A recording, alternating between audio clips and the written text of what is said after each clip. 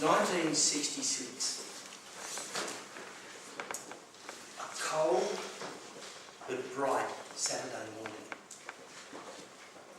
It was one of those winter's days that you dream about. Crisp, clear morning. You breathe the air in and it singes as it goes down into the lungs. There's a light frost on the ground, a bright blue sky overhead and sun beaming down. A beautiful day. The sun warm enough just to melt the frost where it strikes, but not warm enough to release its icy grip in the shadows. You can feel that air, Christmas, sunshine on your shoulders. What a beautiful day it was. A Saturday morning. Saturdays in our house were a bit of a ritual. My mum and Dad worked through the week. They both had jobs. Dad was often travelling and away. So Saturday morning was one of those times where you caught up on all of the chores that you'd missed during the week. Now, every Saturday my dad would be in the laundry washing, doing the washing for the week. My younger brother and I would be in there helping, sorting the whites and the darks, hanging them on the line. That was our job. Whilst my mother would be inside cleaning the house and my two sisters would be helping her.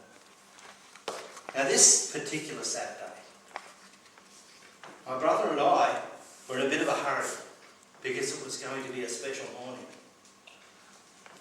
We finished hanging the washing out very quickly, very early, because we were going shopping with Dad down the street.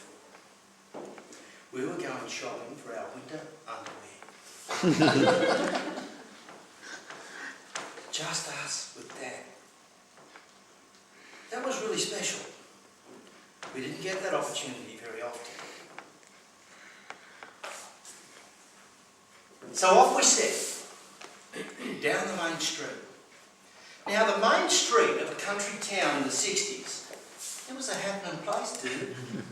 It really was. Everybody who was anybody in the district would be in town on Saturday morning, dressed to impress, standing around the street usually, chatting, meeting people, chatting with friends and acquaintances, doing a bit of business. That's just how it worked.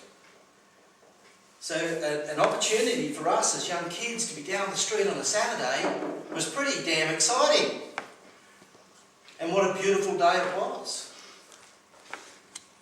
So off we set with that. We walked into Deep's Menswear. One of the better clothing establishments in Cootamundra. Following Dad in, up to the counter. We need some underwear for the boys. Kevin D. Certainly. Do you know the size? Hang on a minute. Dad grabs my underpants, yanks them out to get the label and says, yes, of course, here's the size. Mr. Deep noted it down. Then he brought out his measure and measured both of us anyway. Could have saved me the embarrassment of a wedgie in the middle of the shop. But on we went.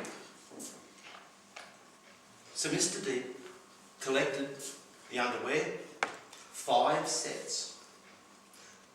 Dad was a bulk buyer. It had to last us through winter and summer and probably for the next couple of years, knowing my dad. But 5 sets of underwear, each. So Mr. Deep folded them, placed them on the counter, rang them up on the till. Dad paid. We picked up that parcel and left the shop. Swaggering down the street behind my dad. Dad, what a great deal! What do you mean? I said, Dad, Mr. Deep only rang up 4 pairs. We got the fit one for free. He looked at me, reached into his back pocket, pulled out his wallet, checked the receipt. I was right. Kevin Deeb had only rung up 4 pairs. Dad stopped, walked back to the shop, walked into the shop and said to Mr. Deeb, "We've only paid for 4. We should have paid for 5. He paid the rest of the money and off we went back down the street. When we were outside, I said to my father, "Why did you do that? That was a great deal." He said to me, "Son," it's always serious when he said son. He said, "Son, I know Kevin Deeb. I know his wife, I know his family. If I hadn't have gone back and paid for that, then I would have been cheating him. I would have been stealing from him and his family. If I did that, then how could I look him in the eye the next time I saw him and expect him to respect me?"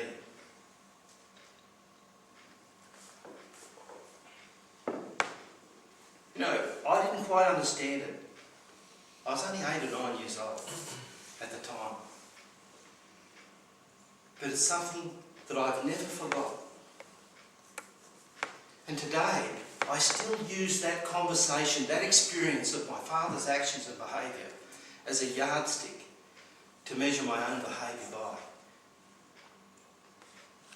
And I know that all of you have similar experiences in your life that you use to measure yourselves by. But here was my lesson. And it's deeply ingrained. What my father told me, honesty is like a brittle bride to trust and respect. If you break it, then they are so hard to put back together, especially your self-respect. Ladies and gentlemen, have a think about the yardsticks in your life and whether you apply them. And